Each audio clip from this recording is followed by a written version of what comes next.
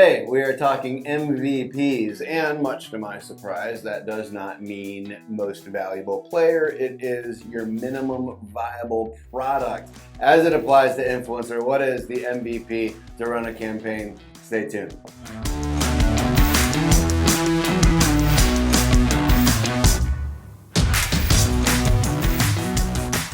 Hello from Detroit. Together with Joel, I am Brad, and we are talking MVP today. That's right. What is the minimum viable product? Oh, yeah, MVP.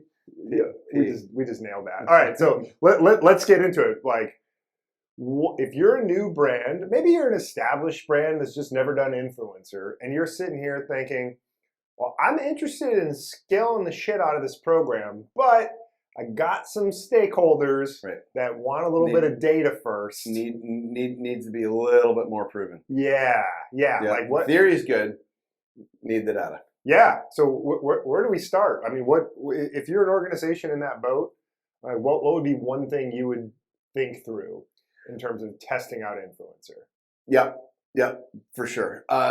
Okay, so one, obviously, like we're going to tell everyone this every single time. What are you wanting to get out of it? Is this branding? Is it? Is this an acquisition play? What is it? Like get clear on that first, and really actually get clear and get clear in a way that the answer to that is going to carry you through all the way. Like not like, oh yeah, this is our primary, but the other one's really important too. Right, it's a bad answer. That is a terrible answer, and you're going to confuse yourselves, and you're going to confuse all the others. So like get clear on the answer first of all. A couple different things that you can do. Micro influencers are good. They take a lot of time. They will prove whether there is an audience in this space that is going to be receptive to whatever you've got, what your product is. And all right, you're an underwear company. You send underwear to 20 different clean underwear, unused, unworn. Right. Clean underwear to 20 different creators that you think somewhat fit your brand, okay? And you include a note like, hey, love your channel, sending you this stuff. If you want to give us a shout out, that'd be great, but no obligation at all. All right? You're going to get a certain amount of uptake. They're going to do it, and you're going to watch what you're going to, employ social listening. You're going to see whether this is something that generates any sales whatsoever. Typically, you're going to want to give them a discount code. Start off micro. You're going to need to do this yourself. Don't reach out to an agency to run a micro campaign for you, because one, it's not worth their time, and two, you need to have a better handle on it, and you need to go through those early stages yourself. So that would be one way. And then if out of that you see sales, you see interesting comments, you actually spark the discussion, that's signal that this space is probably worthwhile. What would you recommend? Well, I agree with all that. I might put a little bit of fire on that, though.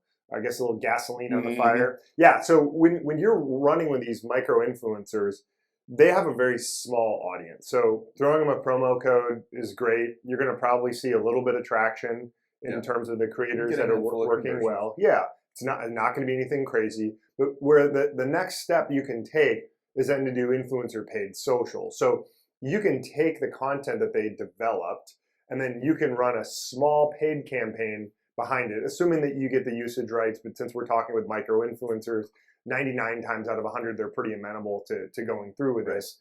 And then you can test out, hey, does this content work with a little bit of a bigger audience? And yes, it's a bit of a hybrid of that scenario between user-generated content or UGC and influencer, but at the same time, you're still trying to identify, does this work when I am working and partnering together with influencers to get a little bit of a signal? So big fan of starting with the organic content, like Joel said, and then taking it to the next level when you're testing out the waters of influencer, just to say, like, is there a signal here where it's going to be worthwhile for us to invest somewhere, 50, 75, 100K for a true baseline to sort of test. Yep.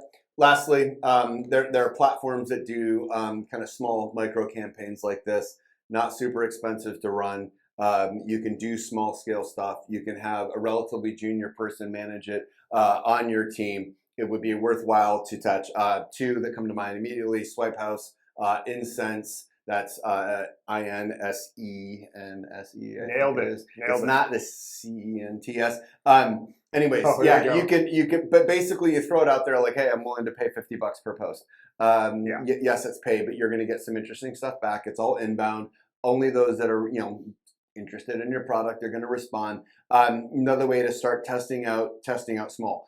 When you engage an agency, be ready to be spending at least 50K and know enough about